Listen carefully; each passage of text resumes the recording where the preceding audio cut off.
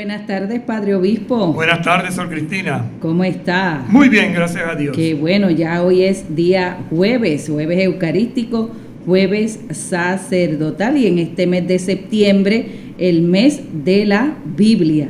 Esa palabra de Dios que guía, que sostiene, que alimenta, esa palabra de Dios que nos da vida, como tantas veces cantamos, esa palabra de Dios que nos invita a la confianza y nos invita sobre todo a actuar conforme a ese mandato nuevo que nos ha dado de Jesús, que es el mandamiento del amor, que se hace servicio y entrega a los demás. Y ese servicio y esa entrega lo vemos desde una llamada que el Señor nos hace, ¿verdad?, a compartir su palabra, pero también a dedicar la vida desde distintos ministerios, tanto en la vida religiosa como en la vida sacerdotal, como en la vida matrimonial o el laico que ejerce su servicio dentro de la iglesia.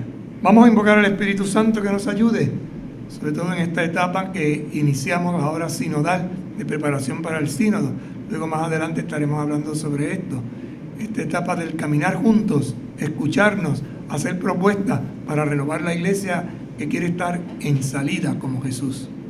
Ven, Espíritu Santo. Purifica la iglesia. Renuévala. Impúlsala. Transfórmala. Únela. Para poder responder a la misión. Amén. Santa María de Guadalupe. Ayúdanos a ser discípulos misioneros. San José. Ayúdanos a ser discípulos misioneros. San Juan Diego. Ayúdanos a ser discípulos misioneros. Beato Carlos Manuel. Ayúdanos a ser discípulos misioneros. Continuamos haciendo camino día a día, pasito a pasito, en este su programa Mi Camino de Fe.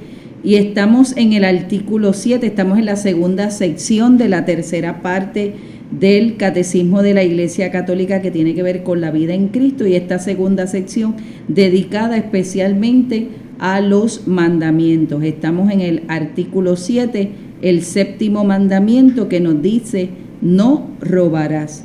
El séptimo mandamiento prohíbe tomar o retener el bien del prójimo injustamente y perjudicar de cualquier manera al prójimo en sus bienes. Prescribe la justicia y la caridad en la agresión de los bienes terrenos y de los frutos del trabajo de los hombres. Con miras al bien común, exige el respeto del destino universal, de los bienes y del derecho de la propiedad privada. La vida cristiana se esfuerza por ordenar a Dios y a la caridad fraterna los bienes de este mundo. Y dentro de este caminar, al estar compartiendo con ustedes en estos programas pasados, el séptimo mandamiento nos introducía al destino universal y la propiedad privada de los bienes. Luego veíamos el respeto de las personas y sus bienes, ese respeto de los bienes ajenos, el respeto de la integridad de la creación. Luego lo que nos decía la doctrina social de la Iglesia. Y nos encontramos ahora compartiendo con ustedes la actividad económica y justicia social. Vamos entonces a estar compartiendo el numeral 2432. Como ven, es toda una temática social que implica una serie de derechos, una serie de deberes, una serie de claves que, miradas en el conjunto, parece que no, pero tienen que ver mucho con el quinto mandamiento. A los responsables de las empresas les corresponde ante la sociedad la responsabilidad económica y ecológica de sus operaciones. Están obligados a considerar el bien de las personas y no solamente el aumento de las ganancias. Sin embargo, estas son necesarias, permiten realizar las inversiones que aseguran el porvenir de las empresas y garantizan los puestos de trabajo. Dije quinto mandamiento y es séptimo.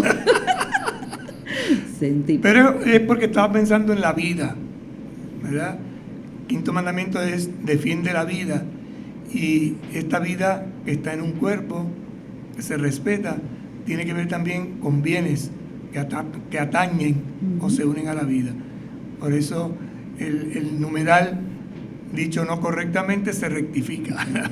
Entonces estamos diciendo que los responsables de las empresas, es decir, aquellos que tienen la responsabilidad de pagar lo que es justo, esta responsabilidad que es económica, esta responsabilidad que es ecológica en las operaciones, y que deben, como venimos insistiendo, y esto es lo más interesante de estos mandamientos de la ley de Dios, siempre pensando en el bien de las personas y no simplemente en el aumento de ganancias, de lucrarse personalmente. De ahí entonces que se permitan realizar ciertas inversiones que aseguren el porvenir de la empresa y garanticen sus puestos de trabajo, pero que no exploten, que no hagan daño al ser humano.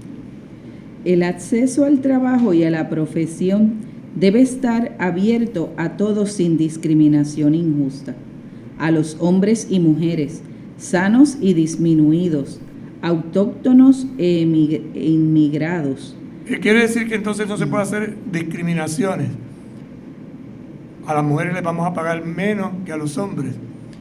Deben haber un ambiente de salud y sobre todo si hay personas con situaciones especiales, hay que darle también la oportunidad de colaborar en la medida de sus posibilidades, no explotándolos, sino ayudándolos. Y lógicamente también a aquellos que vienen de otros países, que a veces en algunos lugares le pagan menos, o incluso, como suele decirse popularmente, ¿verdad?, por debajo de la mesa, no le pagan el salario justo porque no tienen papeles o lo, qué sé yo, mil detalles que hay que estar ojo al vivo, como decimos por ahí, ¿verdad? Habida consideración de las circunstancias, la sociedad debe, por su parte, ayudar a los ciudadanos a procurarse un trabajo y un empleo. En la forma de realizarse, de planificarse, de ser, podríamos decir, dentro de la sociedad, no una carga, sino un colaborador. El salario justo es el fruto legítimo del trabajo. Negarlo o retenerlo puede constituir una grave injusticia. Para determinar la justa remuneración, se han de tener en cuenta a la vez las necesidades y las contribuciones de cada uno. Un equilibrio. A ciertas horas de trabajo, un mínimo que se paga, ¿verdad? No excederse, y si se excede pagarlo, pero tampoco crear esclavos, hombres y mujeres que estén al servicio del bien común y no simplemente, como decíamos ahorita, del lucro personal o de la explotación.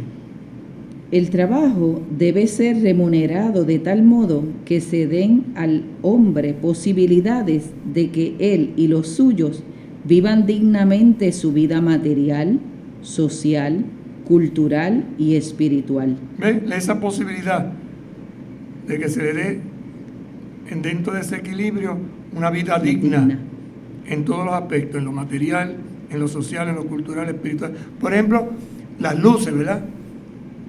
El aire acondicionado, en ciertos ambientes que el calor puede ser agobiante y hacer daño. El espacio de descanso que merece el obrero, el empleado. Teniendo en cuenta la tarea y la productividad de cada uno, así como las condiciones de la empresa y el bien común. El acuerdo de las partes no basta para justificar moralmente la cuantía del salario. A veces se hace un contrato, pero un contrato que tiene sus cláusulas, sus trampas, en otras palabras, que en vez de hacer bien al ser humano, lo destruyen y le hacen daño. La huelga es moralmente legítima cuando constituye un recurso inevitable, si no es necesario para obtener un beneficio proporcionado. Sí que es moralmente legítima cuando es un recurso inevitable. Se han agotado todas las maneras, los diálogos, los encuentros, la búsqueda de las soluciones comunes. Cuando ya esto no puede más, entonces viene el derecho a la huelga. Resulta moralmente inaceptable cuando va acompañada de violencias o también cuando se lleva a cabo una función de objetivos no directamente vinculados con las condiciones del trabajo o contrarios al bien común. ¿Qué intenciones se tienen? Por eso hay que tener mucho cuidado.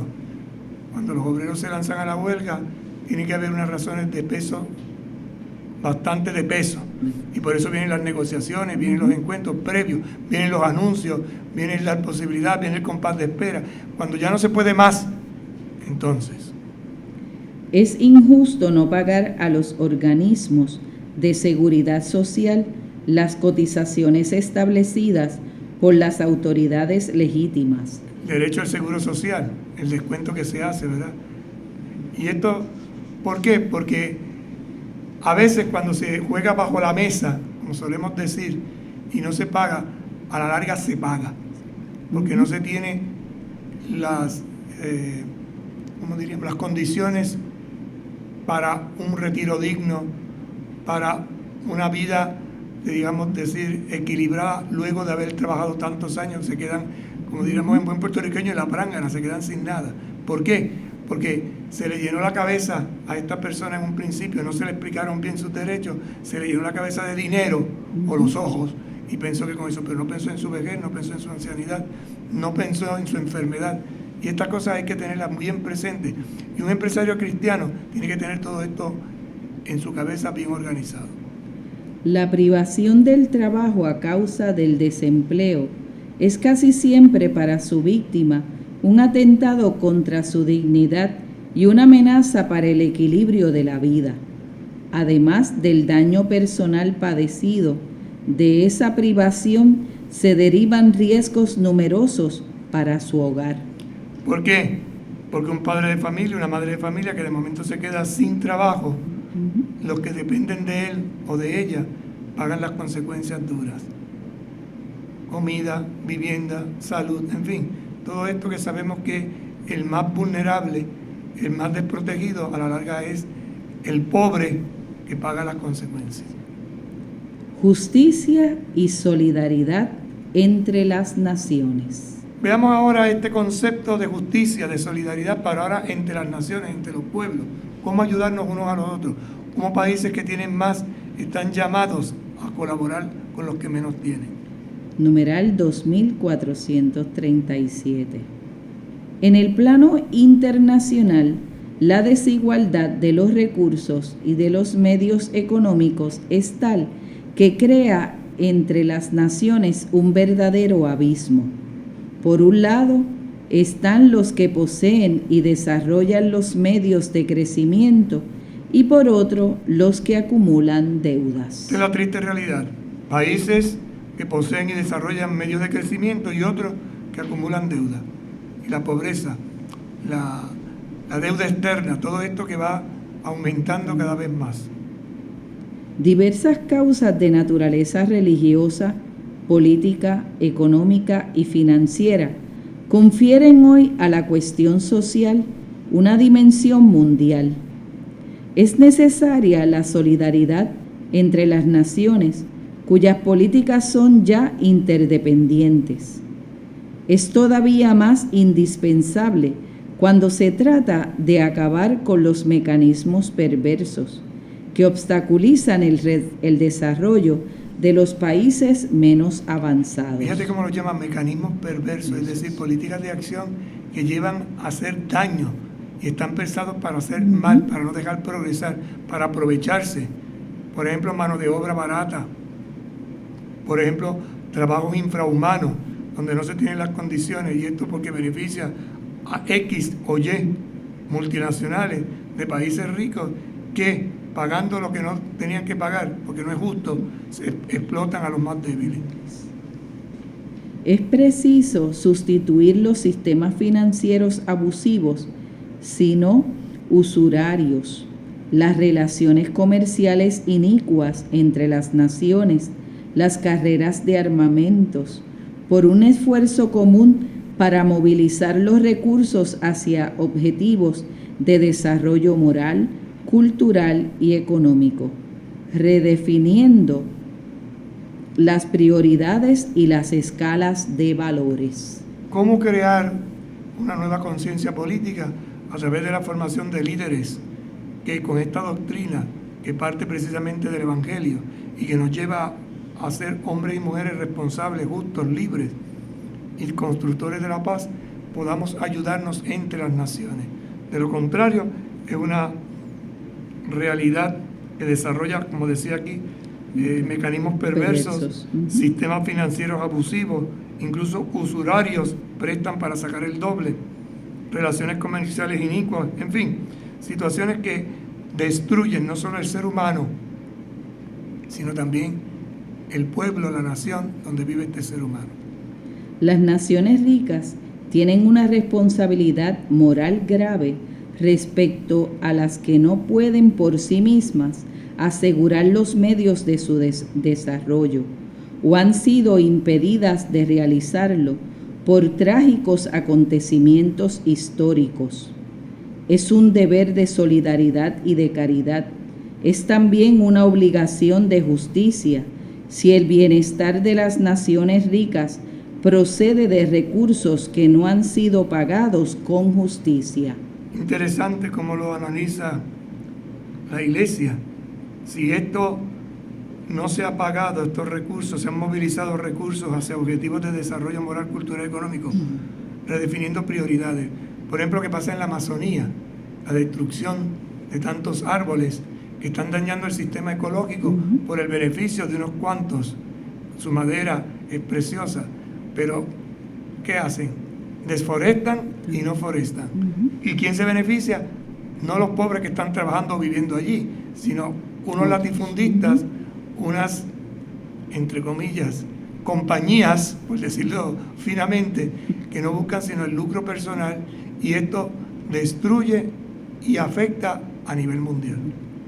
La ayuda directa constituye una respuesta apropiada a necesidades inmediatas, extraordinarias, causadas, por ejemplo, por catástrofes naturales, epidemias, etc. Pero no basta para reparar los graves daños que resultan de situaciones de indigencia, ni para remediar de forma duradera las necesidades. Interesante, ¿verdad? El corazón humano es sensible ante una catástrofe. Ahora mismo lo que estamos viviendo con el país hermano de Haití, pero también la injusticia que se vive con ese mismo país que no le ayudamos a desarrollarse, y sobre todo las naciones más ricas, más poderosas que podían colaborar, y sin embargo pensamos con paliativos, ¿verdad?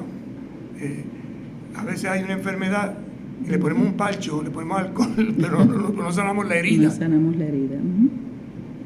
Por eso es preciso también reformar las instituciones económicas y financieras internacionales para que promuevan y potencien relaciones equitativas con los países menos desarrollados. Yo gano menos, pero colaboro ayudando a que otro país, desde su política exterior e interior, se desarrolle. Es preciso sostener el esfuerzo de los países pobres que trabajan por su crecimiento y su liberación. Esta doctrina exige ser aplicada de manera muy particular en el ámbito del trabajo agrícola. Los campesinos, sobre todo en el tercer mundo, forman la masa mayoritaria de los pobres. Se aprovechan, los explotan, les sacan y sin embargo no le dan el beneficio o la parte del beneficio que le correspondería para que ellos también pudieran salir de esa situación. Acrecentar el sentido de Dios y el conocimiento de sí mismo constituye la base de todo desarrollo completo de la sociedad humana. Este multiplica los bienes materiales y los pone al servicio de la persona y de su libertad. Disminuye la miseria y la explotación económica. Hace crecer el respeto de las identidades culturales y la apertura a la trascendencia. Quien pone a Dios en el centro de su vida, quien realmente desarrolla un conocimiento de sus capacidades, pone la base y el fundamento. Por eso los mandamientos tienen esas dos bases, Dios y la humanidad. Y ahí entonces se da un equilibrio para que el desarrollo sea completo de esta sociedad nuestra humana. Sin Dios no hay progreso. Y si lo hay, es un progreso que destruye al ser humano. Y como lo destruye, si el hombre ha sido creado a imagen y semejanza de Dios, no se está dando gloria y culto a Dios, se está dando gloria y culto a la economía. No corresponde a los pastores de la Iglesia intervenir directamente en la actividad política y en la organización de la vida social. Esta tarea forma parte de la vocación de los fieles laicos, que actúan por su propia iniciativa con sus conciudadanos. Y ahí la importancia de tener una conciencia bien formada como laico, y cada laico asumir desde su vocación específica y de su preparación profesional la tarea y la misión que le corresponde. La acción social puede implicar una pluralidad de vías concretas. Deberá atender siempre al bien común y ajustarse al mensaje evangélico y a la enseñanza de la Iglesia. Corresponde a los fieles laicos animar con su compromiso cristiano las realidades y en ellas procurar ser testigos y operadores de paz y de justicia. Ahora a la Iglesia le toca, a los pastores les toca la formación de la conciencia. Y por eso cuando se está formando la conciencia empiezan los conflictos y empiezan a decir que la Iglesia se está metiendo en política. Y volvemos a lo del César y dar César y dale que es tarde. Pero fíjense el principio, formar laicos, que son los que tienen que asumir. Ahora, el problema es que laicos formados en instituciones cristianas, sobre todo católicas, a veces se vuelven en contra, porque se olvidan de ese mandamiento de amor que el Señor ha querido transmitirle a través de las enseñanzas de la Iglesia. Por eso es importante no dejarnos engañar y entender y comprender que la salvación la alcanzamos en Jesucristo, pero a través de un servicio comunitario. Por eso decimos justicia y solidaridad. Y decía el Papa San Juan Pablo II que la solidaridad es el nuevo nombre de la caridad. Pausamos y en breve estamos con ustedes. Con un paso de fe a Cristo verás, con un paso de fe a Cristo verás, con un paso de fe a Cristo verás, con un paso de fe a Cristo verás. Somos tu emisora favorita. Católica Radio. Católica Radio. Católica Radio. Católica Radio. Católica Radio. Con el radio prendido con Católica Radio. Este y todos los jueves, Omecos te invita a poner la misión de Jesús en el corazón de la iglesia. Escucha los programas. A las 7:30 de la noche, ¿Dónde está el Jíbaro Bueno?, que nos compromete a colaborar con nuestros valores cristianos del pueblo. A las 8 de la noche, El Pan de la Palabra, donde aprenderemos todos a actuar con bondad guiados por el amor. A las 9 de la noche, Madre Dominga, Apóstol de la Familia. Y nos despedimos a las 9:40 de la noche con el programa Madre, Maestra y Discípula. Todo aquí por Católica Radio, en colaboración con Omecos, comunicando la verdad.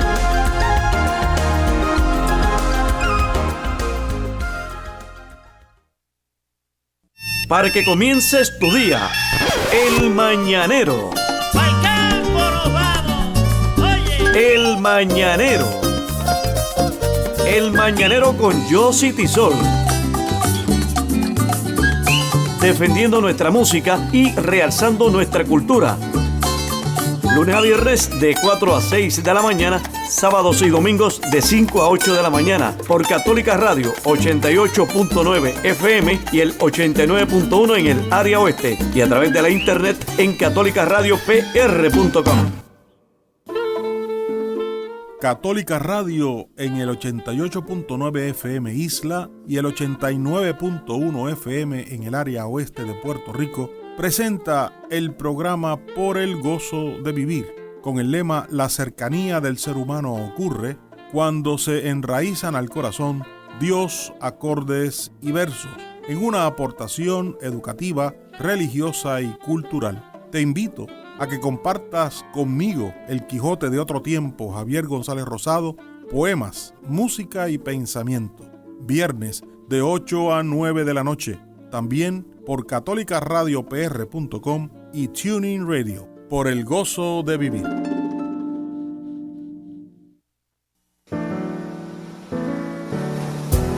La Catedral Nuestra Señora de Guadalupe y Católica Radio te ofrecemos el horario de las misas transmitidas desde el estacionamiento de la Pontificia Universidad Católica de Puerto Rico los fines de semana. Sábados a las 4 de la tarde, domingos a las 8 de la mañana y 5 de la tarde.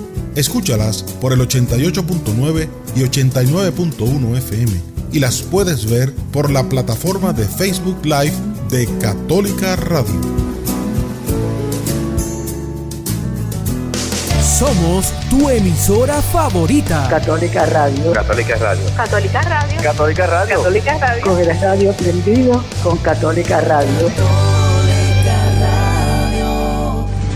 Con un vaso de fe a Cristo verás. Con un vaso de fe a Cristo verás. Con un vaso de fe a Cristo verás.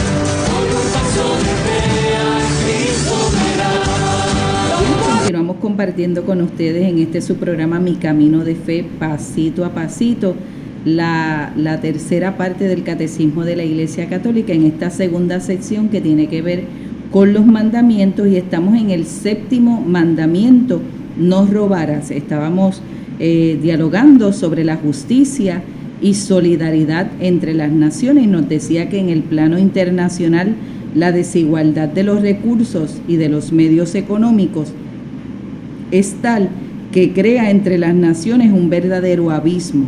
Por un lado están los que poseen y desarrollan los medios de crecimiento, y por otro los que acumulan deudas. Y veíamos en este caminar las diversas causas, las naciones ricas que tienen una responsabilidad moral grave respecto a las que no pueden por sí mismas asegurar los medios de su desarrollo, las ayudas directas que constituyen una respuesta apropiada a las necesidades inmediatas, extraordinarias, causadas, por ejemplo, por catástrofes naturales y epidemias, pero que no bastaba para reparar los graves daños que resultan de situaciones de indigencia, ni para remediar de forma duradera estas necesidades.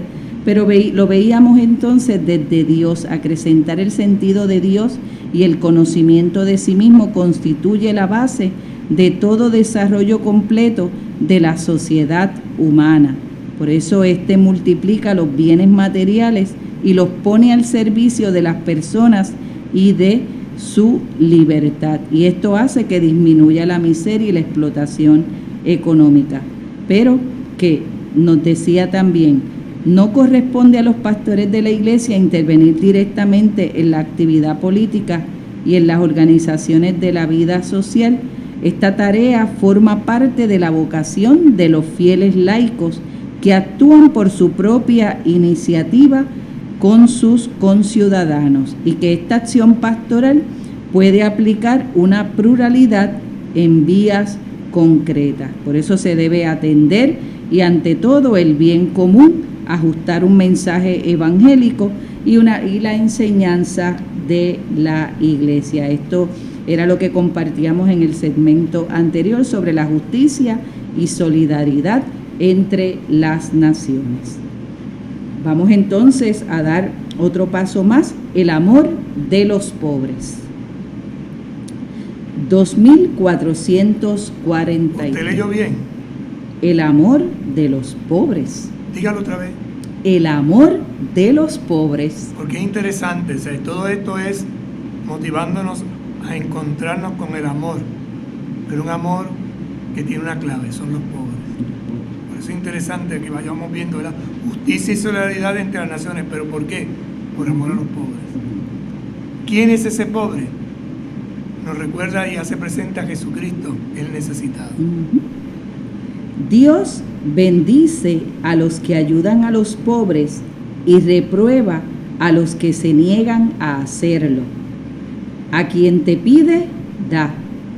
Al que desee que le prestes algo, no le vuelvas la espalda. Gratis lo recibiste, denlo gratis. Jesucristo reconocerá a sus elegidos en lo que hayan hecho por los pobres. La buena nueva anunciada a los pobres es el signo de la presencia de Cristo. Buena noticia anunciada a los pobres. Esa es la señal de que Cristo está presente. Este número empieza guiado por una serie de breves frases bíblicas. Es palabra que ilumina. Por eso decimos que es brújula que orienta. Y sobre todo roca en la que nos afirmamos. La doctrina de la iglesia no la sacamos de la mano, de la manga. Está afianzada ciertamente en las enseñanzas de Jesús. El amor de la iglesia por los pobres pertenece a su constante tradición. No es un invento de ayer, ni de hace unos años, no. Es constante, pertenece desde el inicio de la iglesia. Viene dada de la tradición, es decir, de lo que vivimos desde siempre. Está inspirado en el Evangelio de las bienaventuranzas, en la pobreza de Jesús y en su atención a los pobres. El amor a los pobres es también uno de los motivos del deber de trabajar, con el fin de hacer partícipe al que se halle en necesidad. No abarca solo la pobreza material, sino también las numerosas formas de pobreza cultural y religiosa. El amor a los pobres es también uno de los motivos del deber de trabajar, de luchar por los menos favorecidos. ¿Para qué? Para hacerlos a ellos también partícipes y logren entonces colmar sus necesidades. Y no solo en lo material, sino también toca esa dimensión espiritual que trasciende más allá de lo que vemos y tocamos, sino también el interior del ser humano. El amor a los pobres es incompatible con el amor desordenado de las riquezas o su uso egoísta. Si no podemos decir que amamos a los pobres cuando tenemos una tendencia desordenada a amar la riqueza de manera exagerada y sobre todo egoísta. Todo para mí, nada para los demás. Ahora bien, ustedes ricos, lloren y den alaridos por las desgracias que están para caer sobre ustedes. Su riqueza está podrida y sus vestidos están apolillados. Su oro y su plata están tomados de herrumbre, y su herrumbre será testimonio contra ustedes y devorará sus carnes como fuego. Han acumulado riquezas en esos días que son los últimos. Miren, el salario que no han pagado a los obreros que segregaron sus campos está gritando, y los gritos de los segadores han llegado a los oídos del Señor de los ejércitos. Han vivido sobre la tierra regaladamente y se han entregado a los placeres. Han hurtado sus corazones en el día de la matanza. Condenan y matan al justo. Él no se resiste. Una frase es una porción de la palabra de Dios tomada de la carta del apóstol Santiago, fuertísima contra aquellos que se han enriquecido injustamente y explotan y maltratan a los necesitados. No van para ningún lado, están estancados. Esta es la palabra de Dios. Ya en las primeras comunidades se daba esto. Luego de esta iglesia que se funda, se da también unas actitudes, y es lo que ahora San Juan Crisóstomo va también a criticar en un determinado momento de la historia de la iglesia. San Juan Crisóstomo lo recuerda vigorosamente. No hacer participar a los pobres de los propios bienes es robarles y quitarles la vida. Lo que poseemos no son bienes nuestros, sino los suyos. Interesante, lo que me sobra no me pertenece, es de otro que le hace falta. Es preciso satisfacer ante todo las exigencias de la justicia, de modo que no se ofrezca como ayuda de caridad lo que ya se debe a título de justicia. No se ofrezca como obra de caridad lo que debe ser de justicia. Por ejemplo, pagar un sueldo justo no es una obra de caridad, es justicia. Yo te voy a dar esto, un extra. Es que resulta que el extra ese es lo que tenía que haberle pagado. y le pagan menos, y entonces le das un bonito ahí.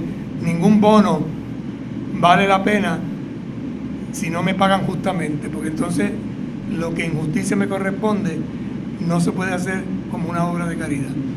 El bono es un excedente, un gesto de gratitud, pero si ese bono me lo tenía que haber ganado, o me lo he ganado a base de sudor y de mi trabajo, eso no es caridad, eso es falta de justicia. Cuando damos a los pobres las cosas indispensables, no les hacemos liberalidades personales, sino que le devolvemos lo que es suyo. ¿Ve? Devuelvo lo que es de él. No es generosidad, es darle lo que le corresponde.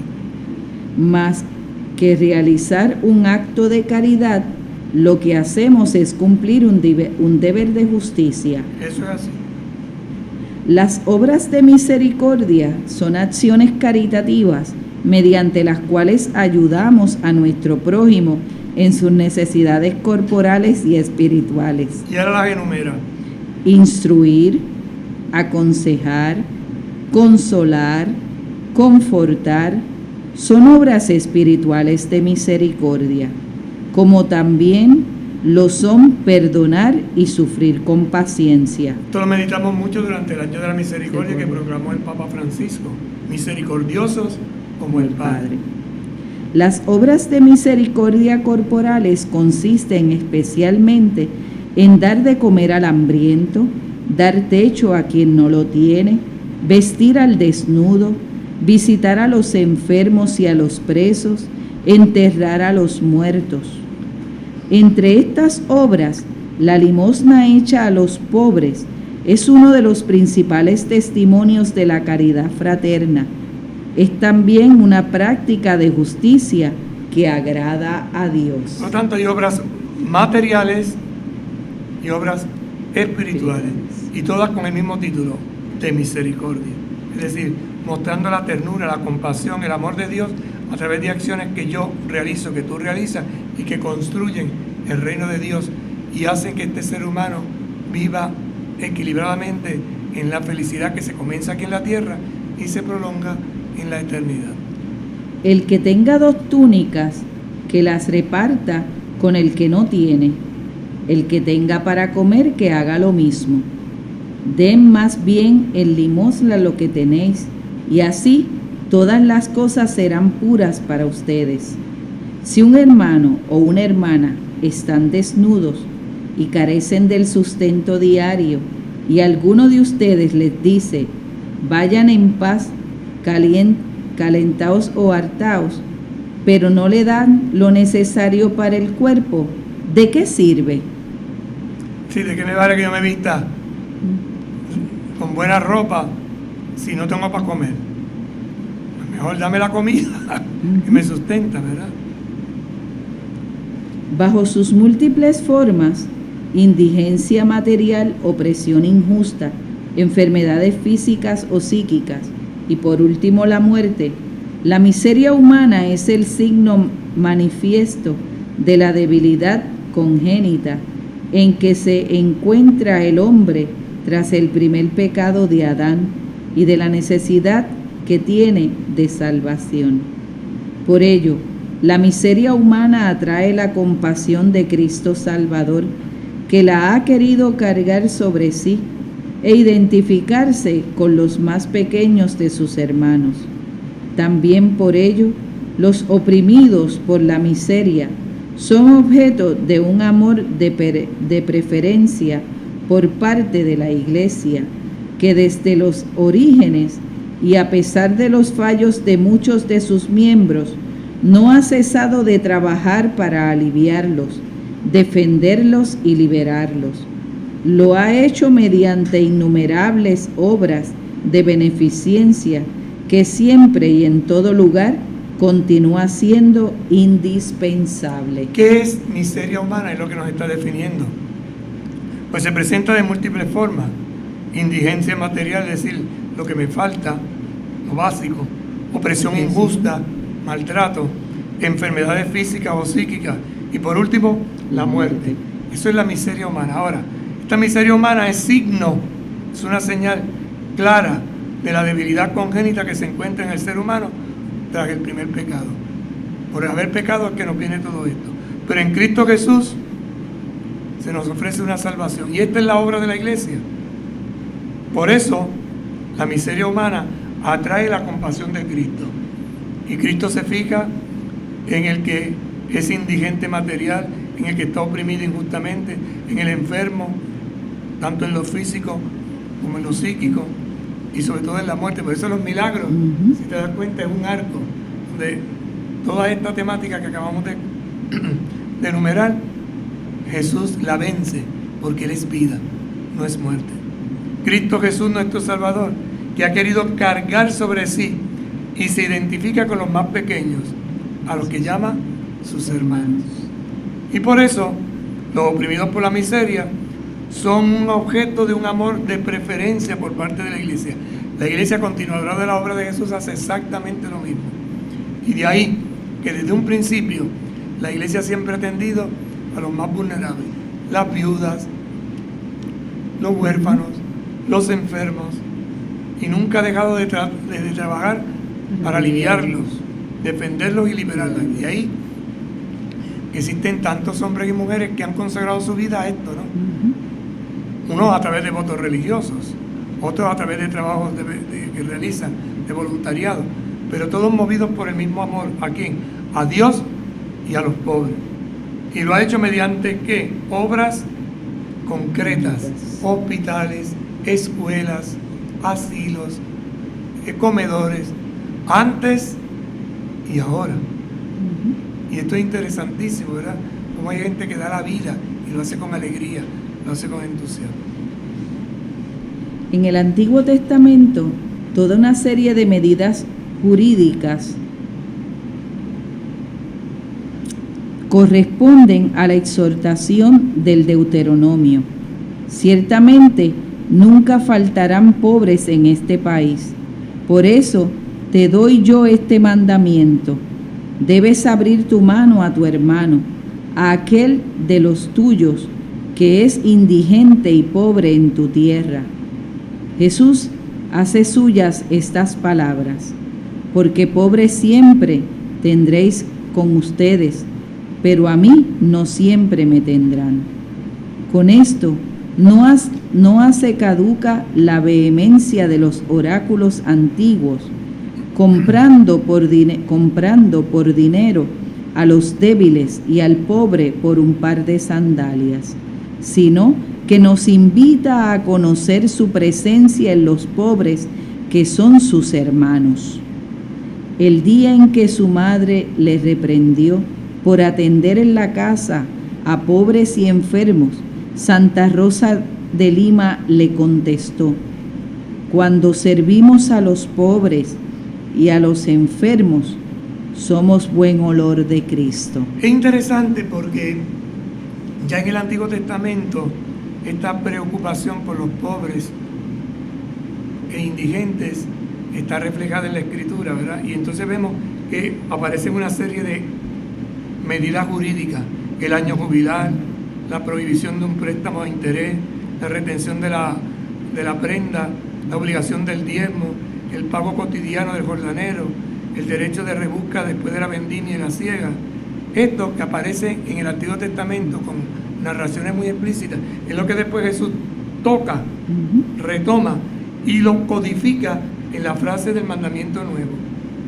Les doy un mandamiento nuevo. ¿Cuál? El de la ayuda, el que ames a los otros como te amas a ti mismo. Y esto, basado también en el libro del Deuteronomio: nunca faltarán pobres en este país. Los pobres los vamos a tener siempre con nosotros. Por eso, tarea y obligación de un creyente y sobre todo de un fiel cristiano es la ayuda. Y ahí entonces la ayuda se hace no por comprar a los débiles con dinero, es decir, me los gano para mí porque les doy. No, lo hago por amor, lo hago porque los quiero. Y por eso cita a Santa Rosa de Lima, que su mamá, ¿verdad?, le dice: ¿cómo que estás atendiendo aquí? Y ella dice: si nosotros somos el buen olor de Cristo. En medio de este mundo que apesta por el pecado, nuestra obra, nuestro reto, nuestra aventura es servir en el amor. Y hasta aquí nuestra reflexión de hoy. Culminamos rezando, pidiendo a San José que nos enseñe, que nos diga y que nos explique cómo debemos ser fieles en el seguimiento de Jesús. Enséñanos, José. Cómo se es no protagonista, cómo se avanza sin pisotear, cómo se colabora sin imponer y cómo se ama sin reclamar. Dinos, José. Cómo se vive siendo el número 2, cómo se hacen cosas fenomenales desde un segundo plano. Explícanos, José. Cómo se es grande sin exhibirse, cómo se lucha sin aplauso, cómo se avanza sin publicidad, cómo se persevera y muere sin esperar un homenaje.